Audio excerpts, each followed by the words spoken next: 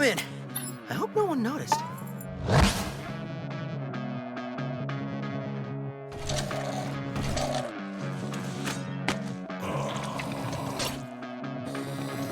What's up, everybody? It's your boy Marsman here, and today we're reviewing Hi-Fi Rush. With the abysmal year that Microsoft had, releasing almost zero major exclusive for all of 2022, many fans were expecting some sort of news being dropped in the Developer Direct in late January. Even though most people felt that the Direct was pretty solid in what they had announced, there was one game that got a lot of people talking. Hi-Fi Rush in its preview showed us some interesting mechanics and cool concepts, but when developers announced that the game would drop the instant the presentation ended, people were skeptical. I mean, let's be real here. How many direct-to-DVD movies come out as hits? If you were to tell me that by the end of January that Xbox would shadow drop a Tango Gameworks title that would be as cartoonish as Sunset Overdrive and would be a banger, I would have told you that you were crazy. Hi-Fi Rush is a fun-to-play title with great art design, killer soundtrack, and a well-paced story that keeps you wanting more from the studio. Taking the game industry by surprise was a definite plus, but the question is, how good is Hi-Fi Rush overall? Is it a sleeper hit of 2023? Is it worth buying? In my review, I give the good, the bad, the ugly, and answer these questions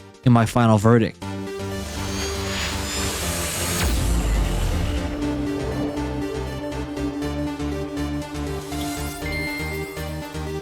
Right from the start, Hi-Fi Rush hits us with a connect to alternative rock with some classic tunes like Lonely Boy to introduce us to the main protagonist Chai in the colorful high-tech robotic world of Vandelay Industries. We get hit with cheesy dialogue, which gives the players a sense of the comedy in which the game is going to base itself off of. Trying to get a new robotic arm through the Armstrong project in the hopes that in making himself a rock star, it's funny within the fact that Chai doesn't even know how to play the guitar. In the process of altering Chai, he's labeled as a defect due to a mishap which implanted his iPod into his chest, giving Chai powers to feel the pulse of the music coursing through the world around him. From this point on, all aspects of the game, including combat, cutscenes, and music, is tied to the rhythm set by the world around you. As everyone tries to erase you as a defect, Chai needs to fight his way out of Vandelay Industries. This playful setup creates a defining tone of the game, which only gets better the further you get through the story. Combat in Hi-Fi Rush is extremely impressive. Usually when you have a good part of your combat system synced to rhythm-based mechanics, most games like Kingdom Hearts Melody of Memory or Beat Saber feel more niche in its design and do not usually last long in playtime. However, Hi-Fi Rush destroys this argument and literally finds a perfect way to combine the rhythm-based mechanics directly into its combat, making it not essential to play the game, hitting enemies in the beat, but adding it as a supplemental reward for those that sync their attacks to the rhythm. For those that are fearing that this is just a button-mashing fest, don't worry, there's no need to fear. Hi-Fi Rush has a massive amount of possible combination attacks that are added together to make the game feel very fast-paced and fun to try different ways to engage opponents. The gameplay sort of feels like a combination between Devil May Cry and Persona 5 Strikers in the ways in which combat your enemies. Being able to hit chains of attacks to increase your ranking to the overall fight gets you more money to buy more combinations, so the incentive is to get the S tier each time you fight. Once you start to gain allies, your combat starts to get even more diverse since you now can include different chains of moves together, which will make fights more fun. The enemies you will face are also varied enough where it makes it feel very diverse in how you plan to fight enemies since you need to be strategic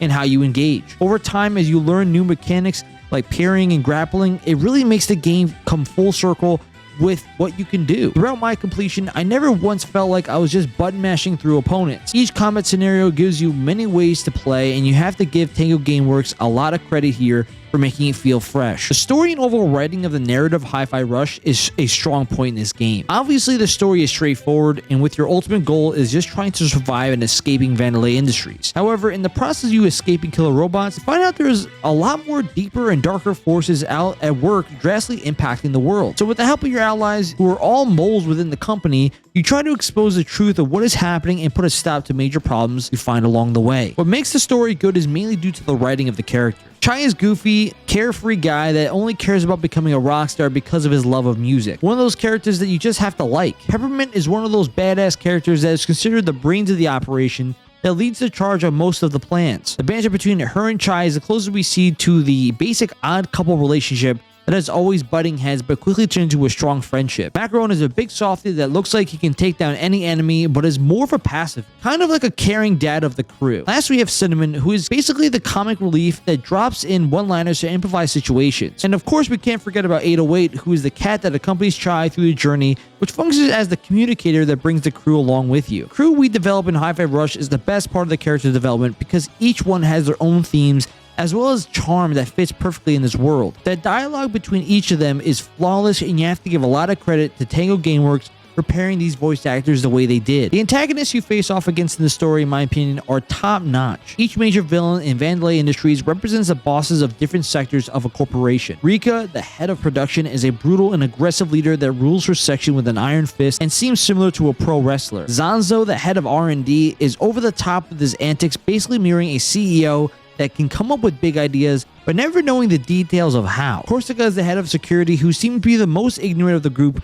but is more about justice and keeping order. Mimosa, the head of marketing, turns everything into a show for the sake of putting the spotlight on her and Kale. Roquefort, the head of budget, cutthroat businessman that is more willing to slash budgets and his enemies. And lastly, we have Kale, the head of the company that believes the evil things he is doing is for the right, but never really understands the moral implications of his actions. Each villain was written brilliantly due to the fact that they represent the theme of modern day corporations and the flaws they possess. Tango Gameworks devs came out recently discussing these themes, and most people can associate in some way, understanding how true some of these tropes are. But the best part about these antagonists is that they have a great banter, and the writing for each is done well. It's difficult to find good characters in general, but if you can land on not only both good protagonists and antagonists, then you have a banger there. The dialogue between all characters is great and keeps the tone from start to finish. For a game that is all about music, it clearly shows how damn good Hi-Fi Rush's soundtrack is. Each area, as well as major boss battle, has a specific track that matches the theme of each situation. Having multiple types of alternative rock bands like Nine Inch Nails and the Black Keys on the official soundtrack gives Hi-Fi Rush a much appreciated boost in great music. Even if you're not a fan of the bands, Tango Gameworks also created their own soundtrack, which does a great job for each level. The goal of any soundtrack is to elevate each situation, and Hi-Fi Rush's music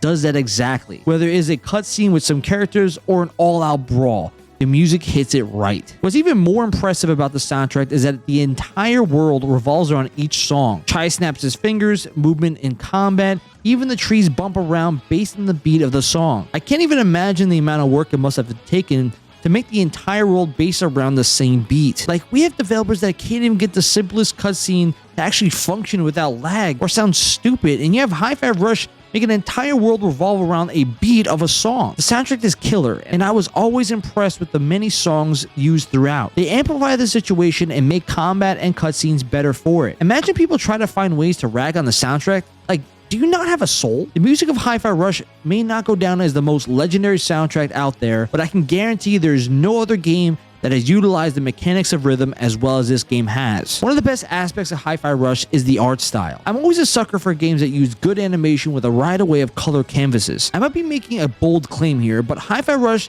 has some of the best animation in games I have ever seen. Hi-Fi Rush emphasizes the comic book / manga style of animation that shows characters that are very expressive with emotions, but the goofiness of the game is only highlighted by the art style as a whole. What you'll see throughout the game is that when there are cutscenes, they have the exact same animation as the combat sections, so it literally feels like you're always in a cutscene throughout the entire game. Throughout the world, you see how expressive every aspect of the level is by use of rhythm to make everything pop. The color palettes and themes of each level are really impressive. People like to rag on next-gen consoles for having games that focus on animation, but there have been bangers that have followed a similar art style that have been rated extremely high. This game reminds me of Sunset Overdrive and Persona 5 in its art style due to the excellent animation, just overall fun world that just keeps you playing. The game gives you the vibes of a classic PS2 Xbox game, which did bring me back down memory lane. And with the good, we have to talk about the bad. Even if there isn't much bad in this game, one of the things I was surprised was that this game was only released on next-gen consoles. Some people have mentioned that their criticism of Hi-Fi Rush for not being that demanding on your console,